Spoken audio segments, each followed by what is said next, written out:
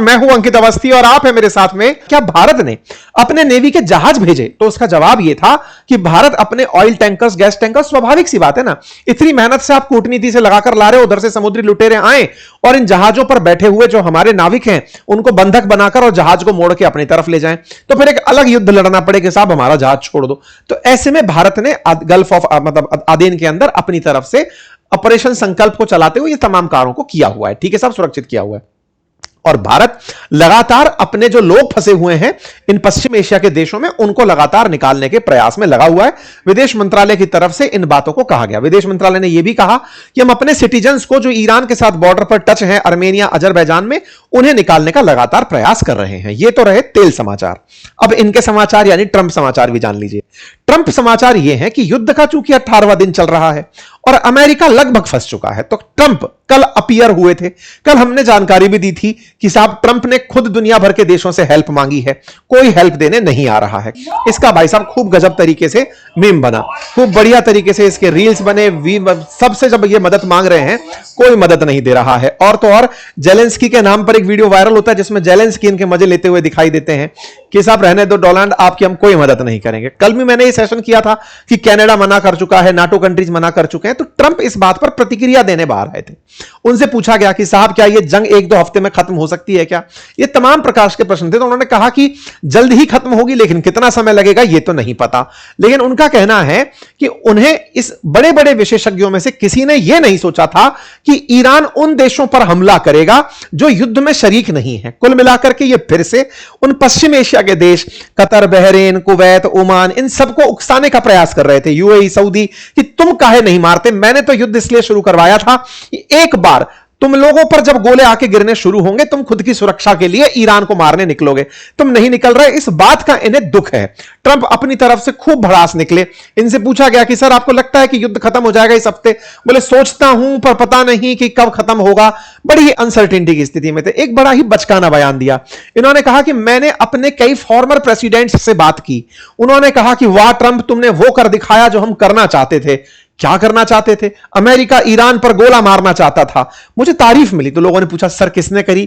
Biden ने करी, Bush ने करी, क्लिंटन ने करी, ओबामा ने करी, किसने? बोले नहीं नहीं, नाम नहीं बताऊंगा। तो ये खुद की मर्जी से न्यूज बनाए कि मुझे पूर्व राष्ट्रपतियों ने शाबाशी दी है, लेकिन ऐसा कुछ निकलकर नहीं आया। सवाल पूछे गए लेकिन इन सभी चीजों के अंदर मना होता गया। कोई बात नहीं साहब। इन्होंने कहा कि मैं मानता हूं कि मैंने बहुत पहले ही कहा था कि ओसामा बिन लादेन एक बार अमेरिका पर हमला करेगा। मुझे पता था कि स्ट्रेट ऑफ हॉर्मुज को ये लोग वेपन बनाएंगे। ये लोग बड़े इंटेलिजेंट हैं, इन लोगों का आईक्यू बहुत अच्छा है। इन्होंने कहा कि ये पूरी तरह से ईरान वाले एक बड़ा चेस का गेम खेल रहे हैं। It's a very high level chance, the highest. I am dealing with very smart players. These are smart people, they don't get these otherwise. When you deal with some of these people you know who you are dealing with, high level intellect, very high IQ people।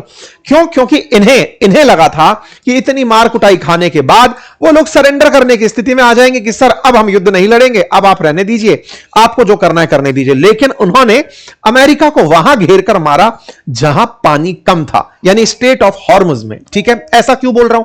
क्योंकि इन्हें लगा था कि NATO के अन्य सहयोगी इस बात के लिए आगे आएंगे कि अमेरिका युद्ध में गया है तो चलो हम चलते हैं। अमेरिका यह भूल गया था कि नाटो का जो अनुच्छेद 5 है उसके अंदर यह लिखा गया है कि अगर किसी देश पर हमला होता है तो हम सब साथ आएंगे, ना कि यह कि कोई देश दूसरे देश पर हमला करने जाएगा तो हम सब साथ जाएंगे। दोनों में अंतर है।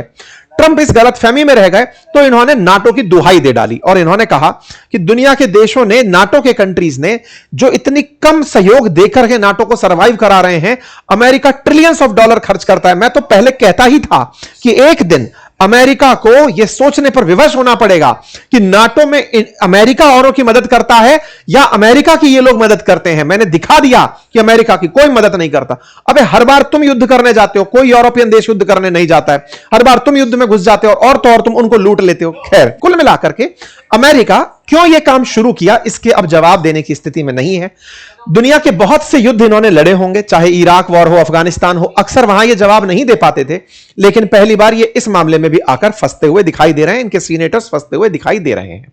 इजराइल लेकिन अभी भी अपने सिर पर कफन बांधकर घूम रहा है। कह रहा है अपन तो 3 सप्ताह के लिए जंग की तैयारी में बैठे हुए हैं कि बढ़िया से युद्ध कर सकते हैं। इस पर ईरान के रिवोल्यूशनरी गार्ड्स का कहना है कि आप इस युद्ध का नाम एपिक फ्यूरी की जगह एपिक फियर रख लो, कुछ नहीं कर पा रहे हो। और दुनिया वालों ये समझ लो कि ये गल्फ, पर्शियन गल्फ यानी कि फारस की खाड़ी क्यों कहलाई, अरब की खाड़ी क्यों नहीं कहलाई, क्योंकि इसका कंट्रोल असल में हमारे पास है। तो यानी ईरानियंस का जो रूल है, जो इस तरह से स्टेट ऑफ हॉर्मुज को कंट्रोल करने का जो उनका अंदाज है, अब वो दुनिया के सामने बकायदा बता रहे हैं।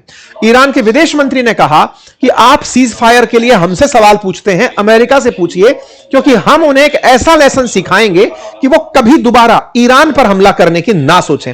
ईरान के इस तेवर से एक बात तो क्लियर है कि वो किसी भी स्थिति में सीज फायर के लिए आगे से हाथ नहीं बढ़ाएगा, फिर चाहे इनके कितने ही लीडर खत्म क्यों ना हो जाएं। एक सबसे जरूरी बात और वो ये कि एक छोटा सा कार्य जो हम अक्सर आपसे रिक्वेस्ट करते हैं वो है चैनल को सब्सक्राइब करने का। मेरे प्यारे साथियों, जहां आप मुझे सुन रहे हैं उसके नीचे एक सब्सक्राइब का बटन दिया हुआ है, जिसे दबाने में कोई खर्च नहीं आता, आपका समय लगता है 2 सेकंड का, लेकिन आपकी ये 2 सेकंड की कीमत हमारे लिए हौसला बनती है। अगर आप इस छोटे से काम को करते हुए आगे बढ़े तो यह हमारे लिए बहुत ही सकारात्मक रहेगा, हमारे हौसले को बढ़ाएगा, हम आप तक और अच्छा काम लेकर पहुंचेंगे ये और सुनिश्चित करेगा। आइए आगे बढ़ते हैं। आपको अभी थोड़ी देर पहले एक खबर चल रही है कि इजराइल ने इनके IRGC के हेड को मार दिया है। इनका कहना है कि तुमको जिसको मारना है मार दो, मोज़ेक सिस्टम पे सिस्टम है, जिसको मारोगे अगला आदमी तैयार है, वो अगला युद्ध लड़ने के लिए तैयार हो जाएगा। कुल मिलाकर ईरान ने लेसन सिखाने की सोच लिया है। देखते हैं आगे क्या होता है। इस बीच में जो फीफा वर्ल्ड कप होना है, मैक्सिको, कनाडा और अमेरिका में होना है, ईरान की टीम अमेरिका जाएगी, तो ईरान वालों ने कहा हम अमेरिका नहीं भेजेंगे अपनी टीम को, मैक्सिको में मैच करा लो। यह भी चल रहा है। हमने थोड़े दिन पहले सेशन किया था, महिला फुटबॉल टीम गई थी ऑस्ट्रेलिया, वो वहीं रह गई थी, तो इन्होंने कहा मैक्सिको भिजवाने को हम तैयार हैं। ये थे सारे अपडेट। आपको क्या लगता है इस पूरे खेल में कौन जीत रहा है, कौन हार रहा है, कमेंट में बताइए। जानकारी पसंद आई है तो साथियों से साझा करिए, चैनल पर नए हैं तो सब्सक्राइब कर लीजिए। और हां, इस रविवार सुबह 11 बजे एक फ्री वेबिनार रखी गई है। उस फ्री वेबिनार को ज्वाइन करने के लिए लिंक कमेंट बॉक्स में पिन किया गया है। कम्युनिटी लगातार हमारी जो क्योंकि लिंक जब ज्वाइन करोगे तो आपको एक व्हाट्सएप कम्युनिटी पर जोड़ने के लिए कहा जाएगा। आप जब उसको क्लिक करके ज्वाइन करेंगे, अगर आप नहीं कर पा रहे हैं बाय एनी चांस, तो प्रतीक्षा करें, कल फिर से ट्राई कर लीजिएगा। कम्युनिटीज लगातार भरती जा रही हैं, आपको क्लास का लिंक उन कम्युनिटीज में दे दिया जाएगा। आप तब जाकर रविवार के दिन ऑटोमेटिक दिए गए इंस्ट्रक्शन को फॉलो करते हुए उन क्लासेस को ज्वाइन कर पाएंगे। ठीक है साहब, बहुत बहुत धन्यवाद, अपना ख्याल रखें।